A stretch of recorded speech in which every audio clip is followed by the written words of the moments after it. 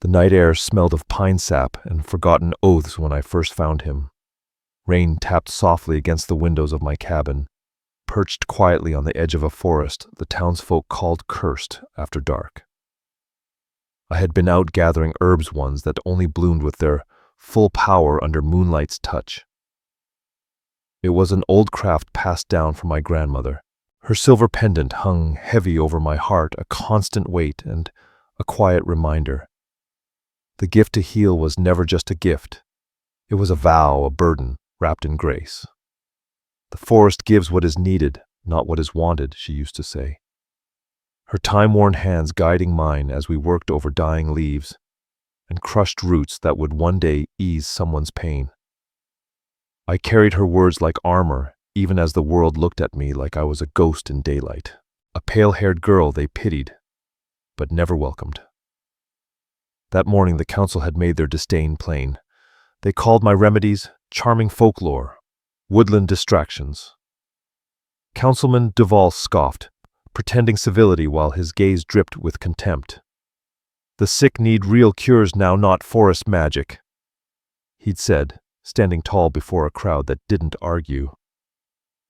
My cheeks burned as they debated my worth like a failing crop. They wanted my land, my roots, my only home left to me when grandmother passed. That night I was arranging bundles of dried lavender, trying to hold back the ache when I heard the first knock.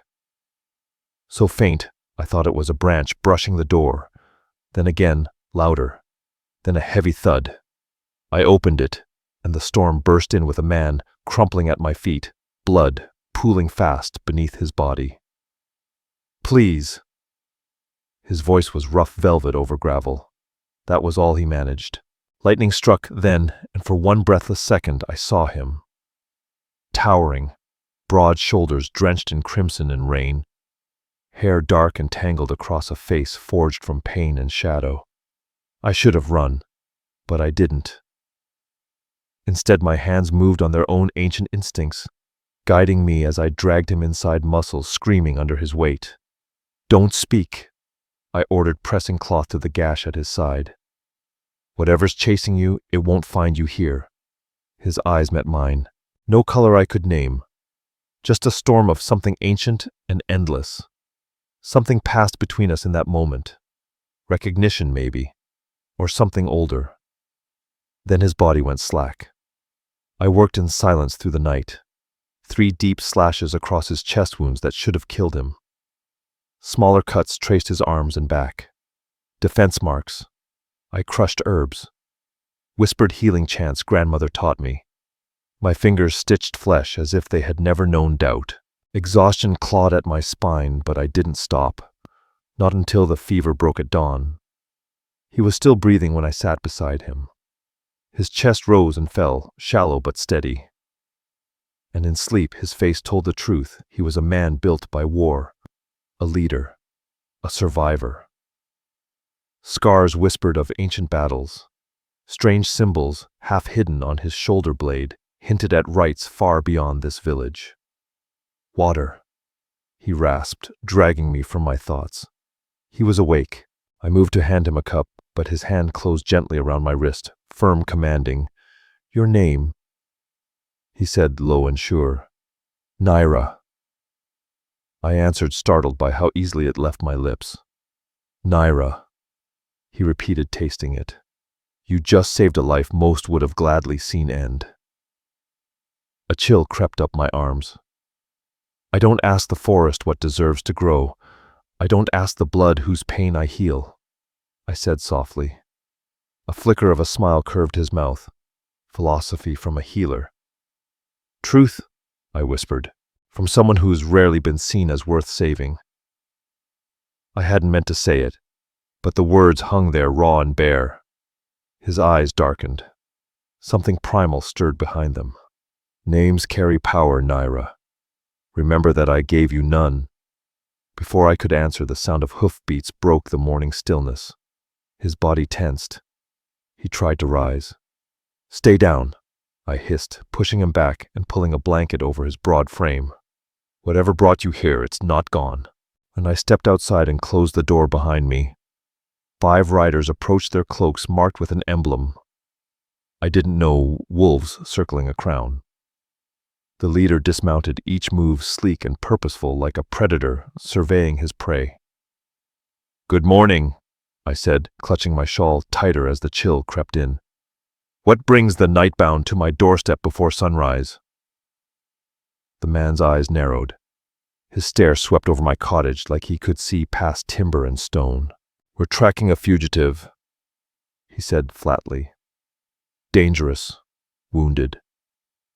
His eyes locked on mine, measuring, calculating. A man who betrayed his oath, who ran from judgment. My thoughts darted to the stranger inside. The blood I'd cleaned from my floor. The warning about names, about power. The pendant around my neck felt suddenly heavier. "I haven't seen anyone." I lied the words, leaving without hesitation. "Storm like last night, anyone injured wouldn't have lasted out there." The leader's gaze lingered. His nostrils flared subtly, as if scenting the truth beneath my words. "Your reputation precedes you, healer. They say you collect strays, broken things, mostly plants," I said with a calm I didn't feel. My heart thundered, but my hands stayed loose at my sides. "Sometimes lost travelers, never fugitives." Another rider dismounted, murmuring something close to the leader's ear. His jaw clenched. "Search the house," he ordered. "You have no right." I stepped forward, surprising even myself with the steel in my tone. "This may lie on the border of your kingdom, but this land, this home is mine." His hand shifted toward his weapon, but stilled, as the breeze carried the sharp herbal scent of what I'd hung to dry earlier. Herbs that revealed lies when burned. Doubt flickered in his eyes. "The storm clouds muddy more than trails," he said at last. "But we'll return, healer. And when we do, pray there's nothing to uncover." They rode off, the air thick with promises of reckoning.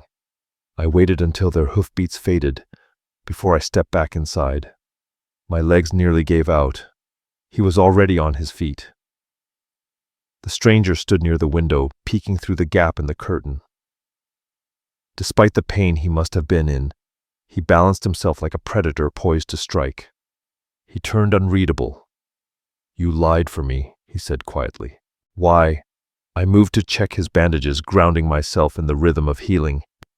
"Same reason I treated you. Because I could." "They'll be back," he warned. "Those men, they serve Corvin Draith, my brother's most trusted general." I froze. "Your brother?" He nodded. "The king." A beat passed as the weight of it sank in.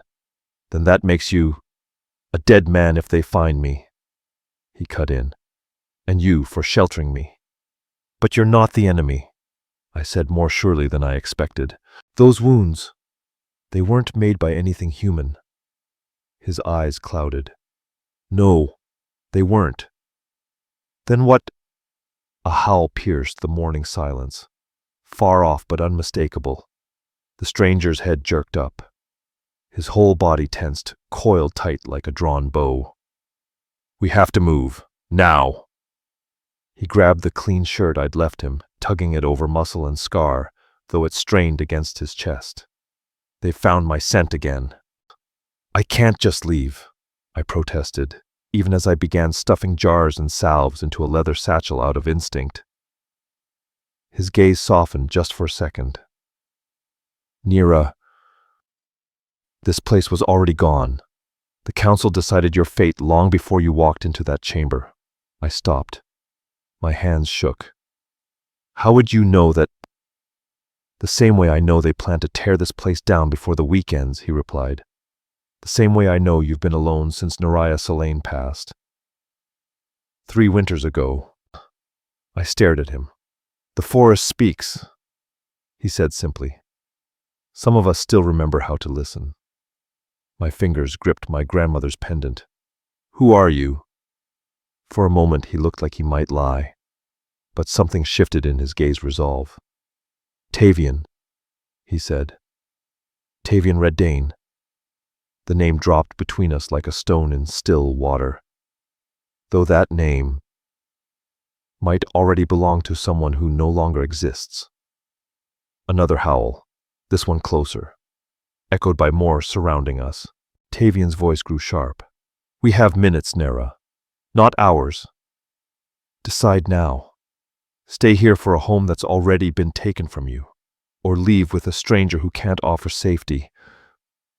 Only the truth about what hunts us both. I turned toward my little cottage. Every corner held memory. My grandmother's laughter as she taught me to tell feverfew from Bane. The chair where frightened children once sat, now children who wouldn't meet my eye in town. The table where I'd spent so many nights alone. Then I looked at Tavian, wounded, wanted. Standing like a force the world had tried and failed to break. I tightened the strap of my satchel and pulled my cloak around me. I'm not asking for safety, I told him quietly. Just the truth. A flicker of relief crossed Tavian Redain's face before it vanished beneath his usual steel composure. The deep forest, he said. The paths only Vera Lunestra would have shown you. My breath caught. How do you... The forest remembers those who honor it, he replied, moving toward the back door with strength that defied his wounds. And so do I. We slipped into the tree line as smoke began curling above the distant village. My chest tightened. They're burning it, I whispered. Tavian's hand rested on my shoulder, warm grounding. They can burn your home, Nyra, but not what's inside you, not what you carry. His words anchored me. I turned away from everything familiar and followed him into the shadows of the forest. The pendant at my neck caught a shard of morning light, gleaming like a living thing, a warning, or maybe a promise. The forest swallowed us whole. Mist wove between the branches, erasing our tracks as Tavian guided me through paths I didn't know existed. My knowledge ended at the hunting trails. His didn't. He moved like he belonged here, like the wild itself made way for him. There he murmured, pointing at signs invisible to my eyes, bent branches, a shift in the moss stone patterns that whispered directions. I followed trusting instinct more than sense. By midday, the howls behind us had faded. Still, Tavian pressed forward. His bandages were soaked crimson again, yet his resolve didn't waver. Finally, when the sun split through the canopy, I stopped by a stream, tumbling over moss-covered rock. We rest, I insisted. You need to breathe before you fall over. He scanned the forest nostrils, flaring as if reading the wind. A short pause he allowed, lowering himself onto a fallen log with a wince he didn't bother hiding. I unwrapped his bandages. The wounds were closing too fast for any human. Flesh knitted beneath my touch like the forest itself was healing him. You should be dead, I murmured. He gave a humorless smile. Many have tried to make sure of it. These wounds, they're not human work, I said, brushing my fingers near the deepest gash. And you're not just any man. His eyes caught mine, shifting like liquid shadow. No more than you're just a healer. I swallowed, rewrapping the linen. My grandmother taught me everything I know. Did she teach you why wolves stop when they see that pendant? He asked softly. Or why your hands can draw poison from a dying heart? My fingers rose instinctively to the silver pendant. It's just an heirloom. It's not, he said. That's a moonstone from the ether core once held by the last lunar priestess of the eastern realms. Your grandmother knew exactly what she was passing down, Nyra. She knew what lived in your blood.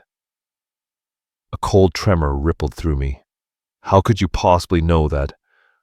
Before I could finish, the quiet stream beside us began to swell. The water rose unnaturally, swirling into a shape, a figure. Tavian was on his feet in a heartbeat, stepping in front of me. The current twisted upward, forming the shape of a woman, made entirely of flowing liquid. When she spoke, her voice was like ripples over stone. Brother, she said, you've strayed far from your throne. I stumbled back, staring. Tavian didn't flinch. Alara Vin, he said evenly. Didn't expect the river court to move this fast. Her translucent face shimmered with concern. The forest bleeds with your pain. Did you think no one would feel it? Her eyes shifted to me and I shivered beneath the weight of her gaze. You travel with the granddaughter of Vera Lunestra. Interesting choice. She saved my life when no one else would. Tavian said, his tone protective. And now you lead death to her, Alara. Replied voice tightening. Corvin Draith has already told the council you've gone mad, brother. Your isolation has poisoned your mind, Alara Vin said, her voice rippling like the surface of a disturbed lake. And the attacks on the border villages. Has Corvin Draith told you what's really behind them? Tavian Redain's tone stayed calm, but I could feel the fury pulsing beneath his composure. He blames the remnants of the dark pacts, doesn't he? Alara's fluid form drifted closer, water swirling around her like mist. Return to the capital, Tavian.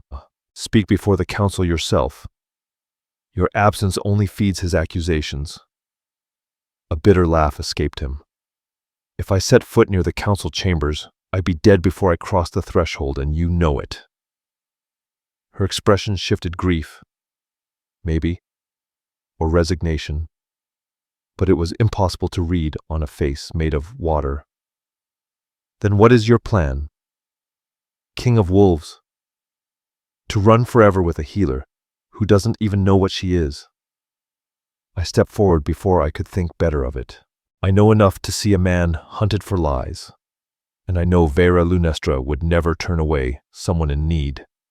Alara's eyes narrowed, her translucent face rippling with something like curiosity. Brave words from someone who stands between powers she can barely comprehend. I understand more than you think, I said, though my voice trembled. Tavian's hand came to rest on my shoulder, steady and reassuring. What news from the border, Alara? The truth, not Corvin's version. The water shimmered, her form flickering like candlelight. 3 more villages burned in the night. Survivors speak of shadows that walk like men, but move like beasts. Her voice wavered, grief bending it softer. They took the children, Tavian.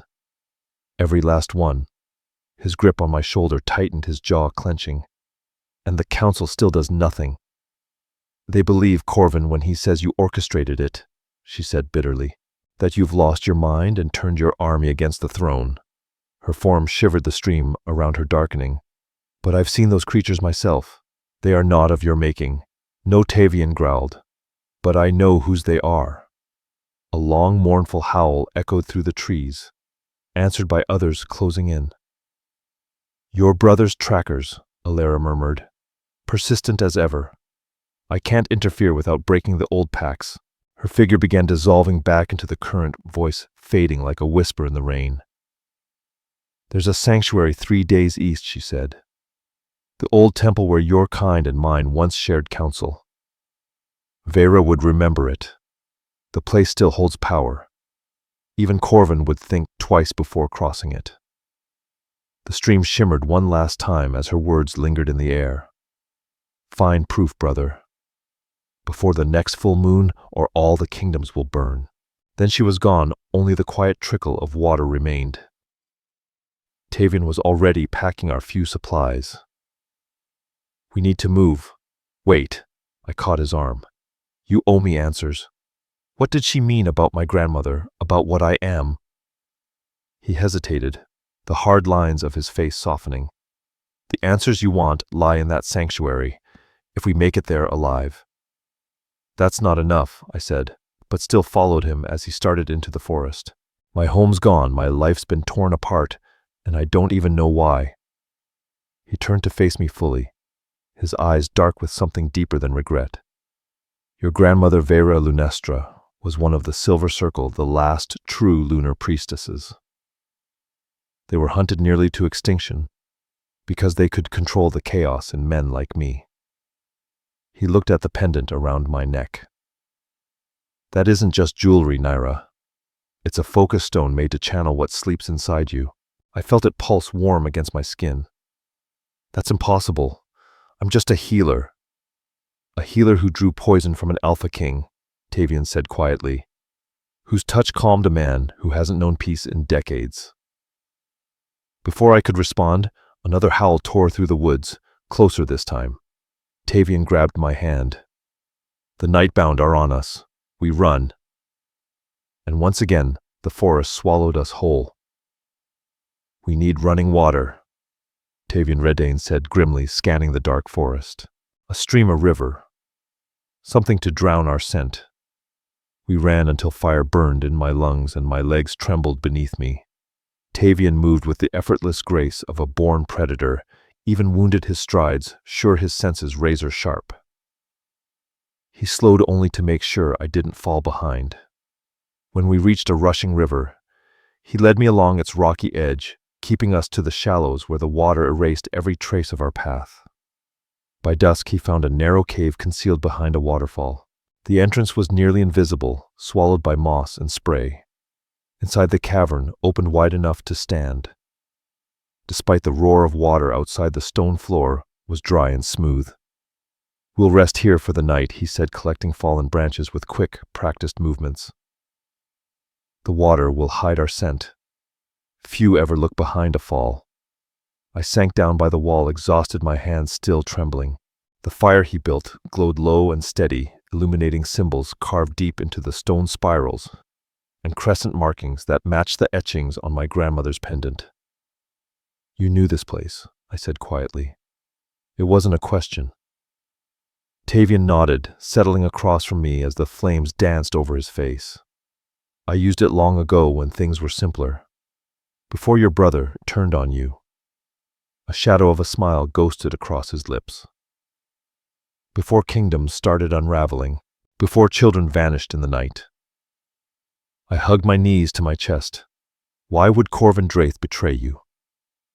What could possibly be worth all this? He stared into the fire for a long moment before answering. Power older than any crown. Magic that was meant to stay buried.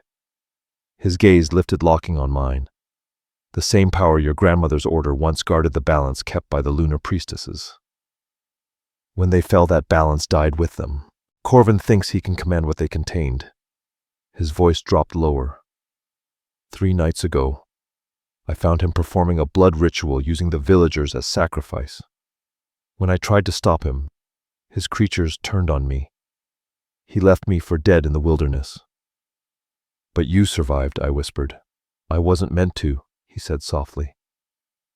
But the forest led me to you, just as it once led your grandmother here, when she fled with a newborn child. My heart faltered. What are you saying? Your mother Nyra Selene was born in this very cave, he said, delivered by my mother, Silith Redane, who was queen at the time. Our families were allies once before fear and ambition poisoned the bond. The pendant around my neck suddenly felt heavier than iron. Outside, the forest had fallen silent except for the distant cry of wolves. I drifted in and out of uneasy sleep, haunted by flashes of running water and silver-eyed shadows. Each time I woke, Tavian was awake, watchful, unmoving, the firelight reflecting in his eyes like embers in stone. By dawn, fatigue clung to him, though he swore he needed less rest than humans. You're still healing, I murmured, checking his bandages. In the pale light, the wounds had nearly closed too fast, too perfect. Even Alpha Kings need sleep. A faint smile tugged at his mouth. You talk like you've met more than one. You're my first, I admitted, then flushed, wishing I could take it back. His eyes softened, just for a heartbeat, before he turned to gather our gear. If we keep pace, he said, we'll reach the sanctuary by tomorrow night. We stepped out into a pearl-gray morning. Mist curled along the ground, wrapping the trees like ghostly fingers. Tavian led us upstream, avoiding the paths the nightbound would expect us to take. Tell me about this sanctuary, I asked. Pushing through a tangle of vines. What's waiting for us there? A temple, he said, holding a branch aside so I could pass. Built when borders meant nothing. A place where shapeshifters, elementals, and humans once met to keep the peace. And the lunar priestesses. They were the bridge between worlds, he said, voice rough with memory. Not fully human, not fully spirit. They saw truth where others saw illusion. Their strength came from balance, like the moon that shines with borrowed light. His gaze flicked to the pendant at my throat. That same light runs through you, Nyra. You just haven't learned how to use it yet. They wielded powers no kingdom could command. Alone, Tavian Redane said quietly, his tone carrying both awe and regret. I listened, struggling to align this story of ancient magic with the woman who taught me how to gather herbs and mend broken bones by candlelight. Then why were they hunted, I asked. A shadow crossed his sharp features. Because fear always wins. As the kingdoms grew restless, the priestesses warned of what would come. My father, like many others, chose domination over balance. He paused, guilt flickering in his eyes.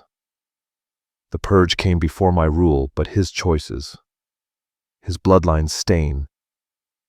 It's a burden I've spent years trying to cleanse. You sought peace in the borderlands, I realized, where the old boundaries fade. He nodded. I've spent half my life trying to restore what was destroyed alliances, trust the balance that once kept our world from tearing itself apart. But Corvin Draith saw diplomacy as weakness. He craves the dominance our kind once ruled with. And the missing children, my voice trembled. Tavian's expression hardened, his jaw clenching. Some rituals feed on innocence. The darkest ones consume possibility futures never lived. Corvin's obsession with forbidden power has finally devoured his soul. The air between us grew heavy with despair. What hope did we really have, a wounded Alpha King and a healer who barely understood her own bloodline standing against an ancient darkness?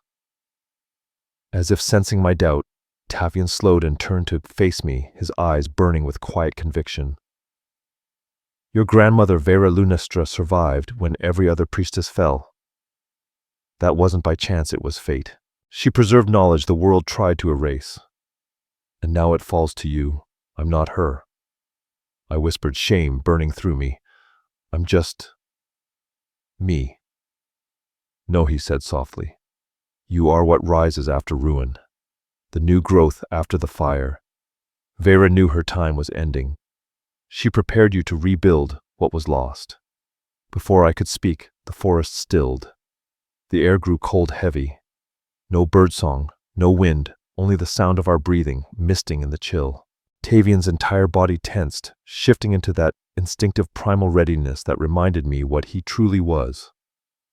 We are not alone, he murmured, stepping in front of me. From between the trees, a shadow detached itself, moving with inhuman grace. It glided forward like mist until sunlight struck its face. A woman emerged, tall, lithe, her skin deep and luminous as obsidian. Her eyes burned a molten amber. She wore leather, marked with the same moon sigils I'd seen in the cave. When she spoke, her voice rustled like wind through autumn leaves. The forest murmurs strange stories, an Alpha King running from his throne, and a descendant of Vera Lunestra walking at his side.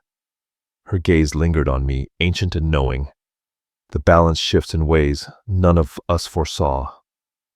Tavian inclined his head slightly. Not submission, but respect. Ceres Thornvale, guardian of the deep woods. I didn't expect to find you beyond your groves. When ancient evils stir, she replied, stepping closer, the old vows must breathe again. Her movements were silent, fluid. Then to my surprise, she extended both hands toward me, palms up. May I? I hesitated, glancing to Tavian. He gave a slight nod. I placed my hands in hers. Her touch was warm, pulsing with life like sunlight through leaves. You carry her eyes, Ceres whispered, but your soul burns differently. Good. The world doesn't need another Vera, it needs you. She turned my palms over, tracing the faint scars from years of work. Hands that heal, she murmured, but have yet to find their true purpose. Then she faced Tavian again. Your brother's trackers widen their circle. They drive you toward the eastern ravine, and this time they bring hunters who track magic, not blood. We're heading for the old temple, Tavian said. Alara Vin claimed it could still shelter us. Ceres's brow furrowed. The river daughter speaks true, but the paths to it are watched. Corvin has stationed guards at every known crossing. Then we'll find one that isn't known, I said, surprising even myself. A faint smile curved Ceres's lips, spoken like one who remembers what courage feels like. Brave little healer. Ceres Thornvale's voice carried a strange tenderness as she reached into a small pouch at her waist and withdrew what looked like an ordinary acorn. 3 leagues east lies a grove of ancient oaks perfectly circled. Place this at the center and speak not where you wish to go, but why you must arrive. I took the acorn. It was heavier than it looked warm against my palm. Thank you, I murmured.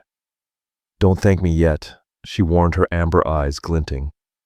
Crossing into the old ways demands payment.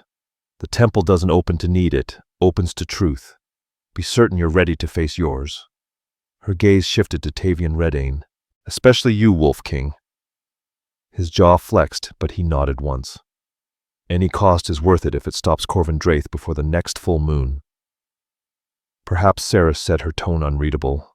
But remember, some debts are paid by others. Her eyes flicked toward me before she stepped back, melting into the forest shadows, as if she'd never been there at all. We walked on in silence, the sound of rain whispering through the trees. I slipped the acorn into my pocket, feeling its strange weight anchor me. By midday, the sky broke open with cold rain that soaked through my cloak. Tavian found shelter beneath the twisted roots of a massive fallen tree. The earth beneath was dry enough for a brief rest. Your wounds, I said, noticing the stiffness in his movements. The damp isn't helping. I've survived worse, he said lightly, but didn't protest when I knelt to check his bandages. As I peeled away the linen, my breath caught. The wound had darkened veins, branching outward like blackened roots. Poison, I whispered. How long have you known? His voice was calm, almost detached. Since it happened. The Veilborn's claws carry venom meant for my kind, slow, deliberate, and final. I glared at him. And you didn't tell me. He met my anger without flinching. What would it change? There's no cure except one. It's buried in the temple we're racing toward. I tore through my satchel, mixing herbs with trembling hands. So that's why you've been pushing so hard. Not just running from hunters, you're running from death itself. The stakes were already high, he said softly. I saw no reason to burden you further. I'm not something fragile that needs shielding. I snapped, pressing a poultice against the wound harder than I meant to. I chose to walk this path with you, knowing the risk. Did you? His gaze lifted, storm dark and piercing. Did you choose the loss of your home? The truth about what you are? I wrapped the fresh bandages tightly around his ribs, my fingers brushing his burning skin. I chose to help someone who needed me. Everything after was fate. When I finished, my hand lingered over his chest, and I won't apologize for that. Something shifted in his eyes, then a rare, unguarded warmth. Nor would I ask you to, he said quietly, placing his larger hand over mine. But understand, many have followed me into battle and never returned. I couldn't bear to add you to that list. The moment broke with a sudden howl closer than before. Tavian was instantly on his feet, pulling me up. They've found us, he growled, scanning the darkened forest. Even the rain won't hide our trail now. We ran mud and roots, turning the world into chaos. The howls multiplied, echoing from every direction. Tavian's breath grew ragged. The poison was spreading faster. The oak grove, I gasped, clutching the acorn. How far? Close, he panted. But the hunters are closer. A massive shadow burst from the brush ahead, a wolf eyes gleaming with unnatural light. Its snarled teeth bared for the kill. Tavian shoved me behind him, his stance shifting into something raw, feral, unstoppable. Run east, he ordered, voice vibrating with power. Find the grove. I'm not leaving you. This isn't your fight, he snarled, muscles coiling. More wolves emerged from the rain, circling us. Trust me, he said, his voice suddenly soft. As I've trusted you. Before I could speak, he lunged. The forest erupted in chaos, wet snarls, bone-cracking force, the clash of beast and man. I ran clutching the acorn like it was my heartbeat as the sound of battle faded behind me. The clash of battle faded behind me, only rain and my own ragged breath remained. I broke through the tree line into a clearing and stopped cold. I'd found it. 7 ancient oaks stood in a perfect circle, their roots gripping the earth like guardians. At the center lay a bed of emerald moss, untouched by the storm, dry, as if the rain dared not touch it. I stumbled to the middle, falling to my knees. The acorn in my hand pulsed like a heartbeat, warm and alive. My grandmother's pendant slipped from my neck, catching the faint light. Words rose unbidden to my lips, instinct not thought. I seek passage not for safety, but to restore what was broken, to save what can still be saved. The world held its breath. Even the rain froze mid-fall. Then the acorn cracked open, spilling blinding light. Heat rushed through me. The forest spun and collapsed into brilliance. When the light faded, I lay on cool moss beneath shafts of sunlight filtering through leaves impossibly high above. My body ached as if I'd been torn apart and rebuilt. The oaks were gone. In their place stood weathered stone pillars, carved with the same sigils as the pendant at my throat. Beyond them rose a vast temple woven from stone and living forest, its twilight glow both sacred and sorrowful. Tavian. The thought struck like a blade. He'd stayed behind. "He has not yet crossed," said a voice behind me. I turned and froze. A woman sat on a stone bench, her robes the color of moonlight. Her face bore the lines of age, but her eyes were ancient fire. "Who are you?" I asked, fingers clutching the pendant. "I am Malus Duskmore, keeper of the temple, the last who remained when all others fled or fell." She gestured toward my pendant. "That once belonged to me before I gave it to Vera Lunestra." "You knew my grandmother? I trained her." Malus said, a wistful smile softening her features. "Watched her grow from a stubborn girl into the greatest of her kind, and I helped her escape the purge with an infant that would have died beside her mother otherwise." "My mother," I whispered. "Nyra Salon, yes." Malus's voice gentled. "Your grandmother hid you through silence. What one doesn't know cannot be forced from them." She rose, moving like mist. "Come.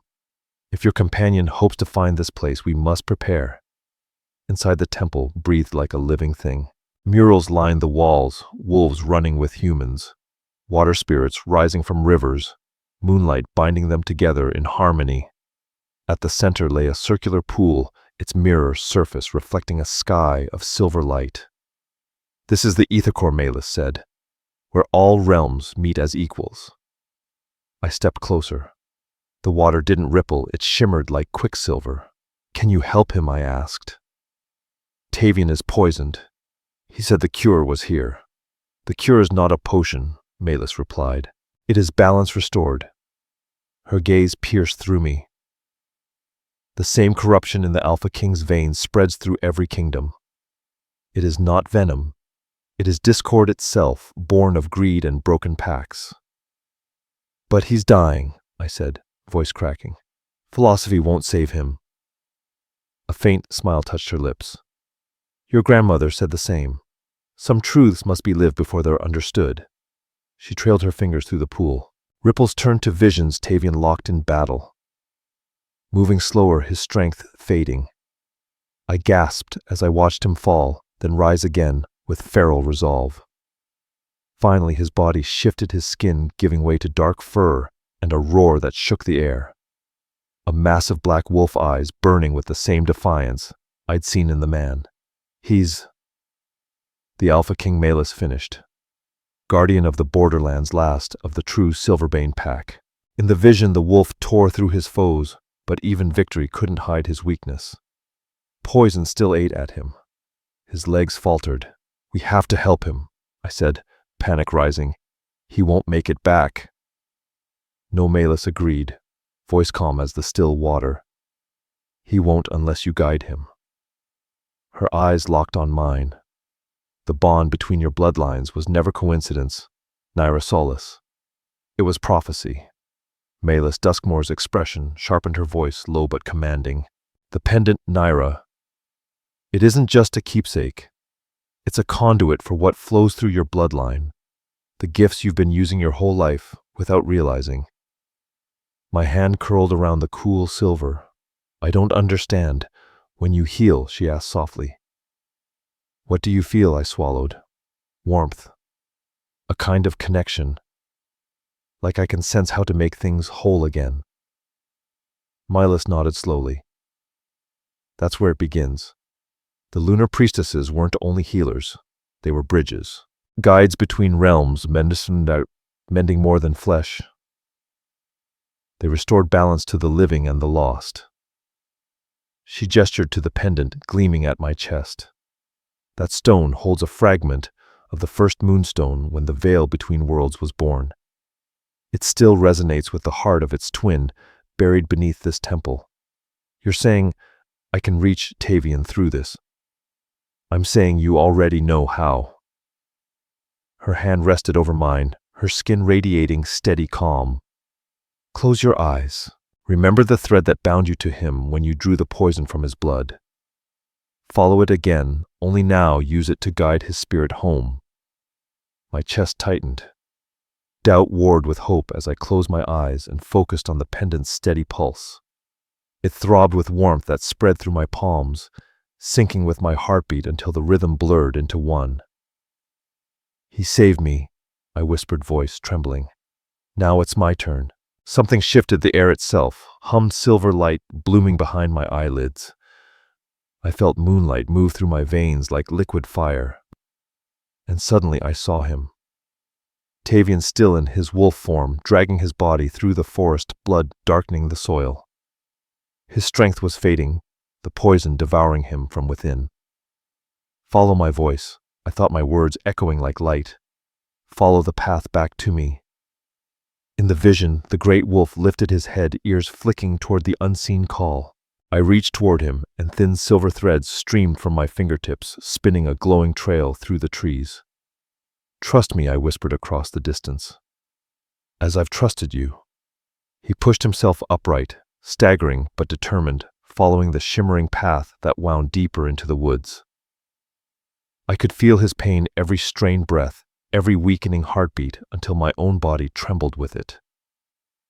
Guide him east, Malus murmured, beside me, her voice both near and far, to the ancient hollow. I didn't know what that meant, but the pendant did. The silver threads redirected, weaving toward a massive lightning-struck oak whose hollow trunk pulsed with the same ethereal glow. There, I whispered. Just a little further. Tavian. The wolf stumbled through the downpour, collapsing before the hollow. As his form flickered, caught between beast and man. He couldn't go on. Panic tore through me. He can't make it, I gasped, eyes flying open. Then anchor him, Malus commanded, her tone fierce. Your blood calls to his across the veil. Without hesitation, I unsheathed my small herb knife and drew it across my palm. Blood welled crimson and bright. I let it drip into the temple's silver pool.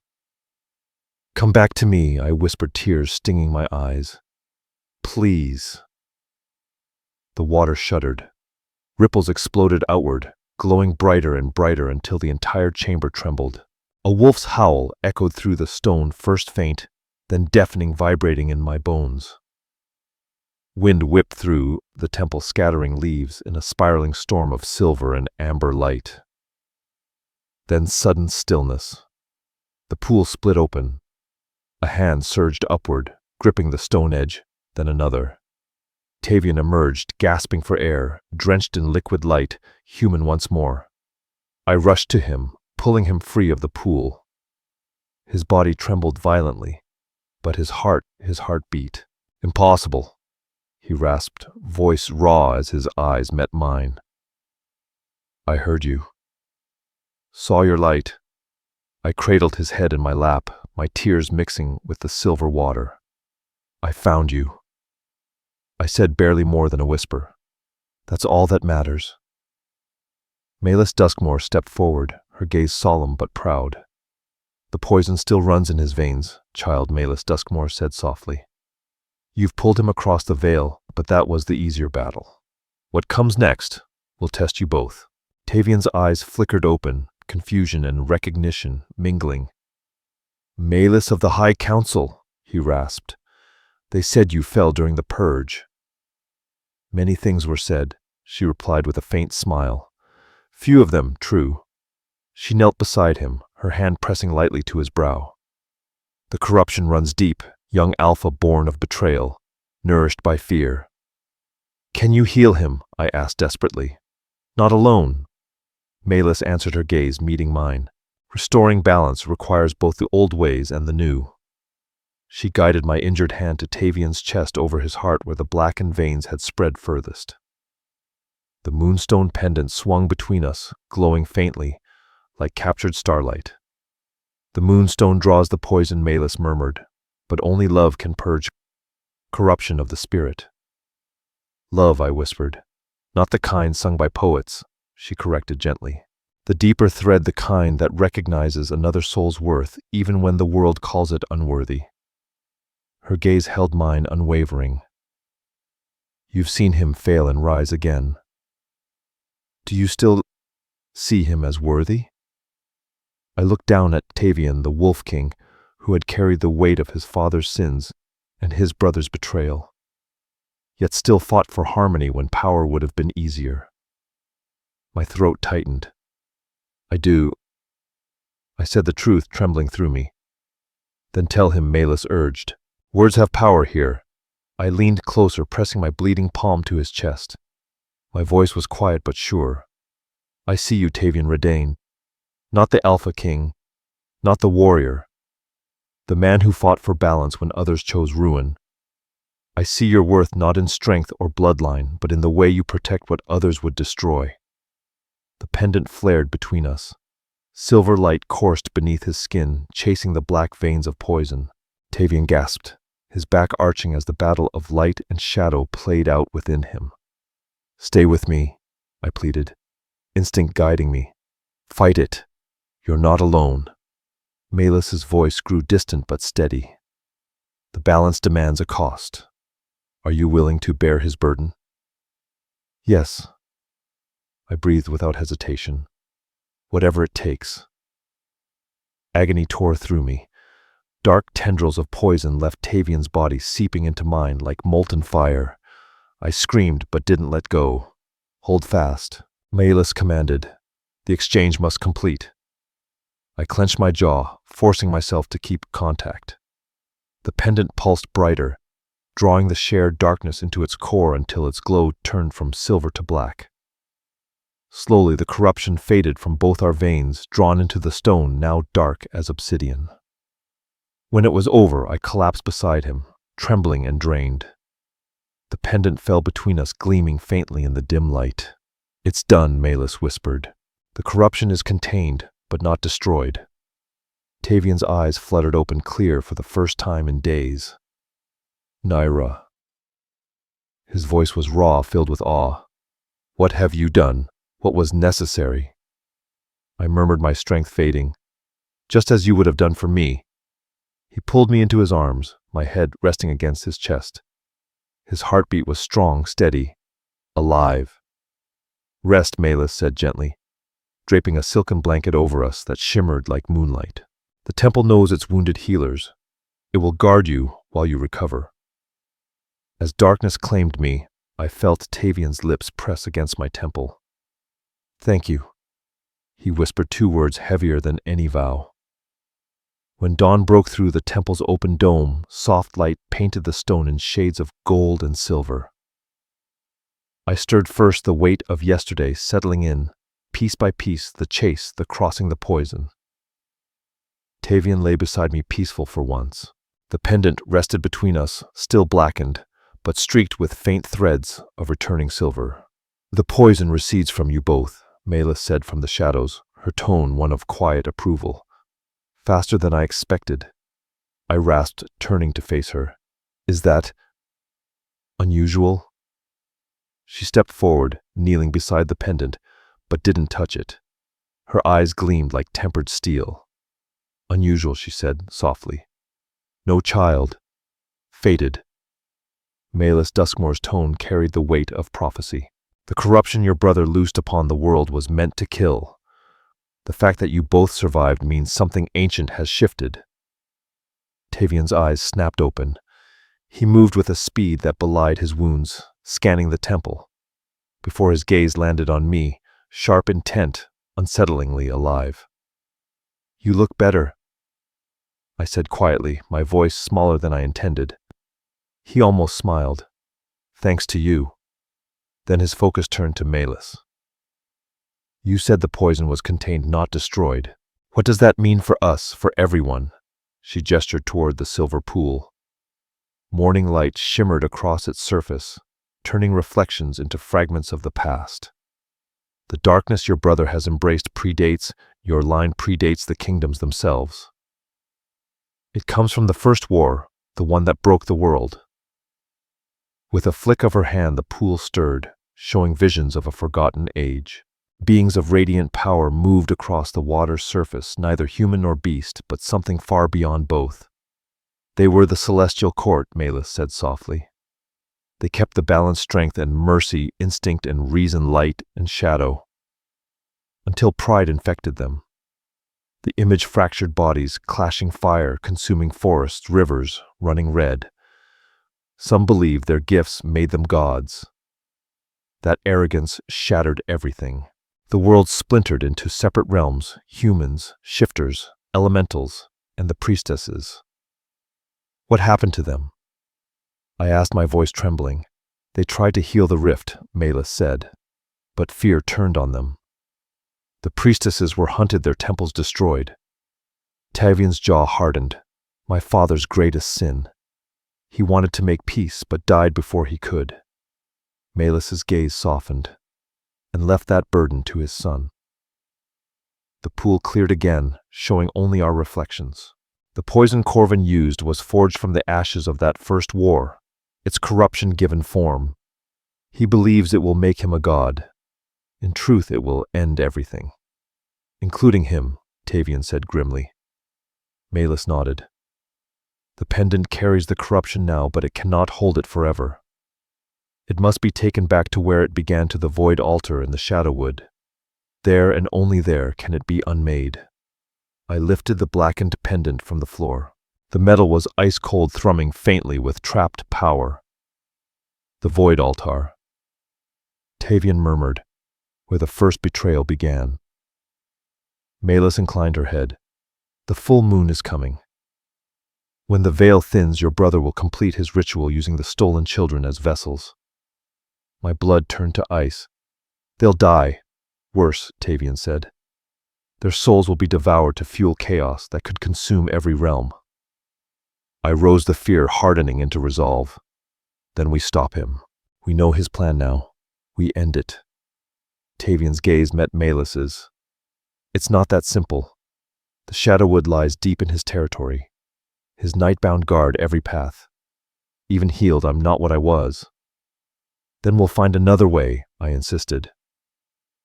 Before he could reply, a new voice carried through the temple doors, clear, commanding, feminine. Or you'll find new allies.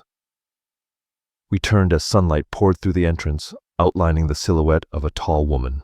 Her hair gleamed like burnished copper, her stance proud and sharp-edged as a blade. Two figures flanked her, silent, alert, their movements predatory. Tavian exhaled in disbelief. Lyraean Vale. I thought you'd been captured. She crossed the distance with a soldier's grace, and knelt briefly, not in submission, but respect. My king. When you vanished, I gathered the remnants of the Silverbane pack. We've been tracking your scent since you left the northern forest. Her amber eyes found me, measuring, cautious but not hostile. This is the healer the Water Daughter spoke of. The one carrying Vera Lunestra's blood. Tavian's hand found my shoulder, protective grounding. Her name is Nyra Solas. She's braver than most warriors I've ever known. Lyraean inclined her head, the gesture both formal and sincere. Any who saves our alpha earns the pack's loyalty. But healer. Her gaze sharpened. Do you understand what you've stepped into? The danger that follows him now. I thought of my burned cottage, of everything I'd lost, then of Tavian poisoned, hunted, yet still fighting for a world that had betrayed him. I do, I said quietly, and I'm not turning back. Lorraine's expression hardened, her voice low and steady. Now you see what's at stake. Your home, the stolen children, your bloodline. I met her gaze. I understand enough to know I can't walk away. Not now, not ever. Something flickered behind her eyes. Respect, maybe even hope. Good, she said simply. Then turned toward Tavian. Corvin believes you're dead. The poison bought us time to gather what remains of the loyal packs. The Silverbane clans from the Outer Lands have united at the ancient meeting grounds. How many? Tavian asked. 300 fighters, including 24 of the Royal Guard who refused to kneel to your brother. Hope sparked briefly across Tavian's face. Enough to challenge him, Lorraine's expression didn't waver. Not head-on. Corvin commands nearly 500, not counting the Veilborn bound to his will. Her voice darkened. And he wears the crown of thorns now, the relic your father sealed away. Tavian cursed under his breath, dragging a hand through his hair.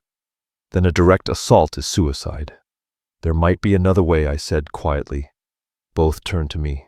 Malus Duskmore's eyes gleamed approval, flickering in their depths. The priestess begins to think as one. I lifted the blackened pendant, the corruption swirling faintly inside. Corvin wants power. He's willing to sacrifice children for it. So what if we offer him exactly what he's seeking? Tavian's gaze sharpened. Explain. This pendant holds a fragment of his corruption, like calls to like. If we create something he can't resist, something that feels like the source itself, we might draw him away from the children. Lorraine frowned.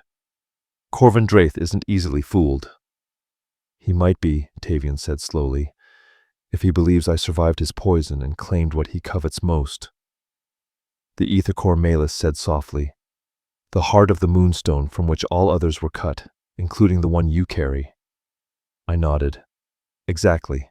We make him believe Tavian found it and plans to use it against him. He'd abandon everything to stop that.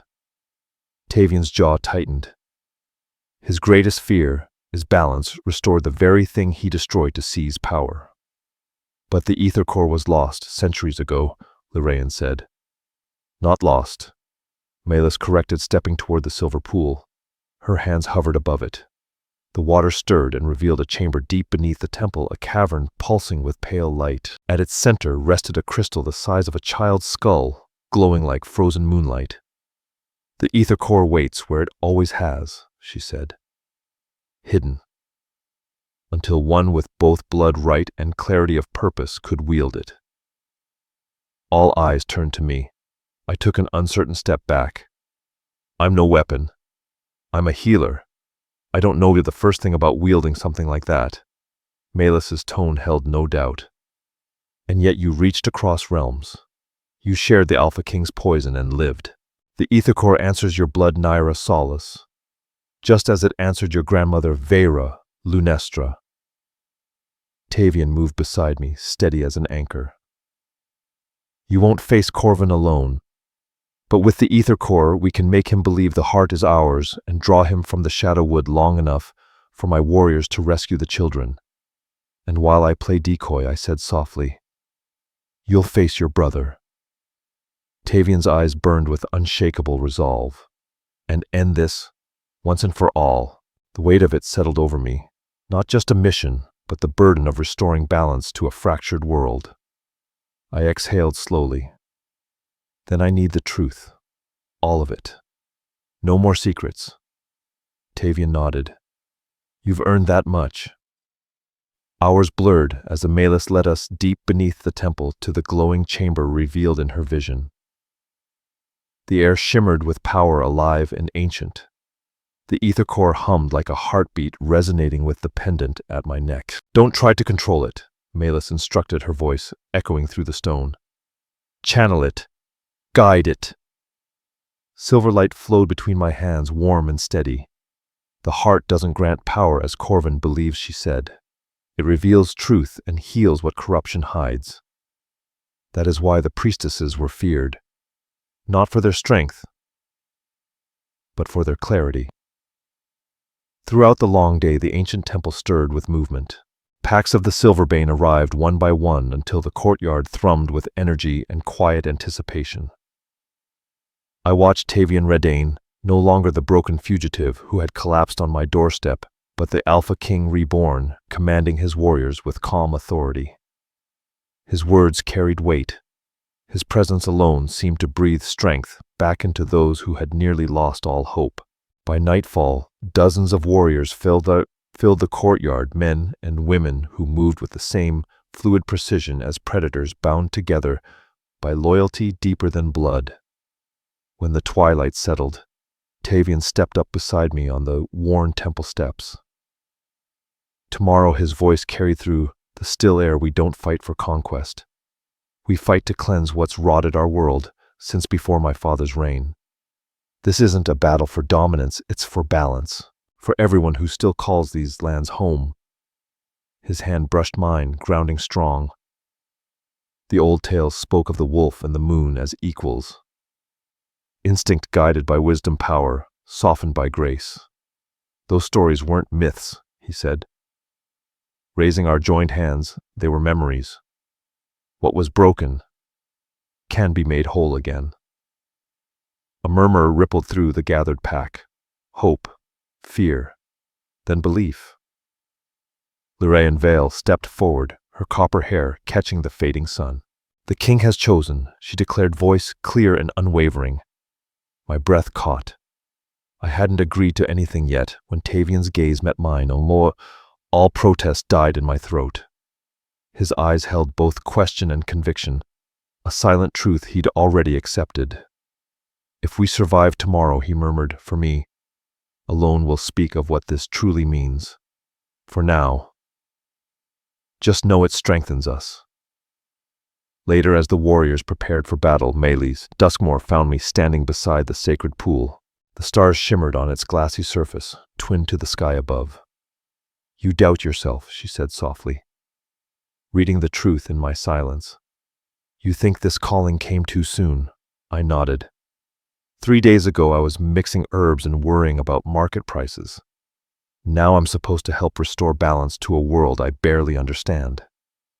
Melis smiled, a knowing, patient curve of lips. Your grandmother, Vera Lunestra, said the same before she faced her trial. She learned what all priestesses must. The moon doesn't shine on its own, it reflects the light already given. Her weathered hand covered mine. Your strength reflects his, as his reflects yours. Together, you are what this world has forgotten, harmony. My fingers brushed the pendant at my throat. Its glow now, nearly restored to pure silver. And if we fail, I asked quietly, then you'll fail having tried, she answered simply. And that is more than most ever dare. As night deepened, Tavian joined me on the balcony. The moon, nearly full, hung like a watchful guardian above. Tomorrow will test us both, he said, stepping close enough that our shoulders brushed. But whatever happens, meeting you changed everything. I turned toward him, the man who had torn into my life like a storm and somehow rebuilt me from the wreckage. I keep wondering about choices, I whispered. How a single one can shift everything after it. If you hadn't opened your door that night, he said, eyes glinting silver in the moonlight, I still would have found my way to it. Some paths are written in starlight before we ever take a step. His hand lifted, brushing a stray lock from my face, a touch that set fire to everything I'd been trying not to feel. They say an alpha's true strength comes only when he finds the one who completes what he lacks. And what do you lack, Alpha King? I asked, breath trembling. Balance, he answered, voice low. Perspective. The courage to heal instead of destroy. His thumb traced my cheek. Everything you've given me since the moment you found me bleeding on your floor. I leaned into his touch and the distance between us dissolved. His lips found mine, slow, reverent, then fierce. The world fell away, leaving only the heartbeat of two souls daring to stand against fate itself. When we parted, moonlight wrapped around us like a vow. "Rest," he whispered, reluctant to let go. "Tomorrow we either rebuild the world or fall trying." I watched him disappear into the shadows below, every instinct in me alive and certain, no longer unseen, no longer small, but part of something vast, luminous, and wild. Beneath the temple, the ether core pulsed in time with the pendant at my throat, calling waiting. Tomorrow we would answer.